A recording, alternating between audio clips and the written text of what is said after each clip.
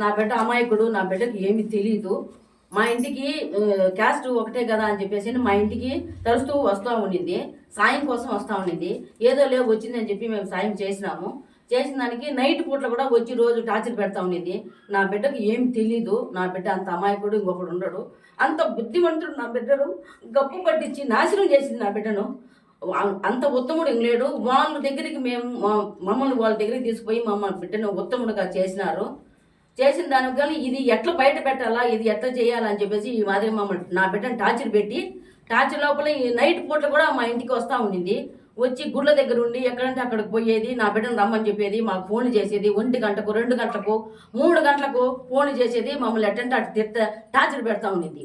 Torture పెడతా ఉంటే మేమేం చేసినాం, 2 గంటలప్పుడు వచ్చేసి ఫోన్ చేసి మమ్మల్ని నా బిడ్డను లేపు అని చెప్పని మాకు ఫోన్ చేసి చెప్పింది. చెప్పిన వెంటనే నేను పోలీస్ కంప్లైంట్ తీసుకుపోయి కోడూరులో రైల్వే కోడూరులో పోలీస్ కంప్లైంట్ ఇచ్చిన తర్వాత కూడా మాకు ఫోన్ చేస్తాం. నిద్రలే, మాకు తెల్లవారుదలు నిద్రలే, రాత్రిలో ఎప్పుడు నిద్రలే, మేము ఎప్పుడు వస్తుందో ఎప్పుడు పోతుందో అని చెప్పి మేము వెయిట్ చేస్తూ ఉన్నాము.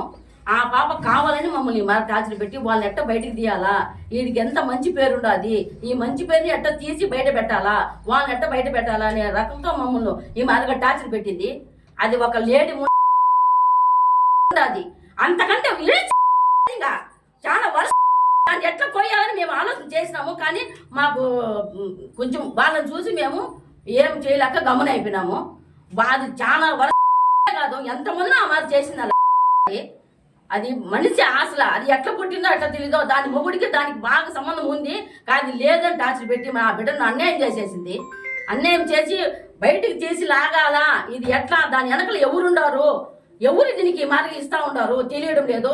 వైఎస్ఆర్సీపీ వాళ్ళు ఇస్తున్నారా, లేకపోతే బయట ఇంకెవరన్నా ఉండే దాన్ని టార్చర్ పెడుతున్నారా, అది ఏమైంది తెలియకుండా నా బిడ్డను గప్పు పట్టించింది. వాళ్ళలో ఉంచి బయటికి తీయాలా, చెడ్డ పేరు రావాలా, వాడు బాగుపడుతున్నాడు వాడిని బయటకు తీయాలని చెప్పి నా బిడ్డను నాశనం చేసింది.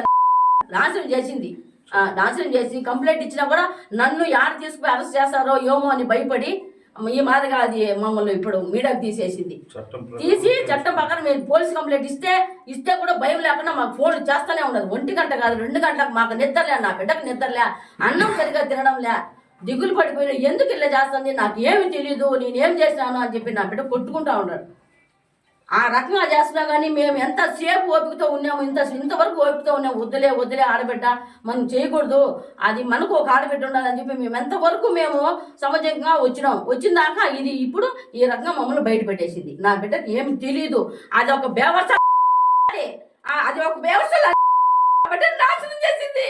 నా బిడ్డ ఏదైతే ఎవరు నాకు తెలీదు, దయచేసి నా బిడ్డను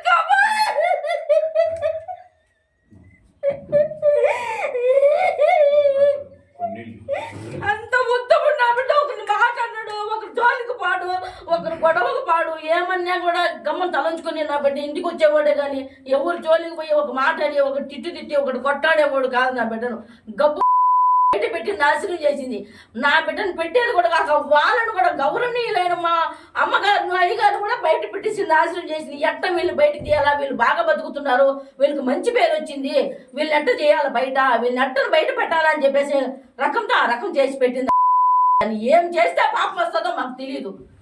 మేము ఎంతవరకు ఓపికతో ఉన్నాము, ఇంతవరకు ఓపికగా ఉన్నాము, ఇంతవరకు ఓపికను చేసిన కూడా పోయి కంప్లైంట్ చేస్తే మేము చూసుకుంటాంలే అన్నారు వాళ్ళు. ఇప్పుడు ఇంత దాకా తెచ్చినాక గమ్మున అయిపోయినారు. చట్టం ప్రకారం మేము స్టేషన్కి పోయి కూడా కంప్లైంట్ కూడా ఇస్తాం. మళ్ళా ఈ మాదిరిగా చేసిన బిడ్డను గబ్బు పట్టించి నాశనం చేసి మంచి పేరు తెచ్చుకునే వాడిని ఈ రకం చేసింది. వాళ్ళను బయట పెట్టింది, వీడిని బయట పెట్టింది.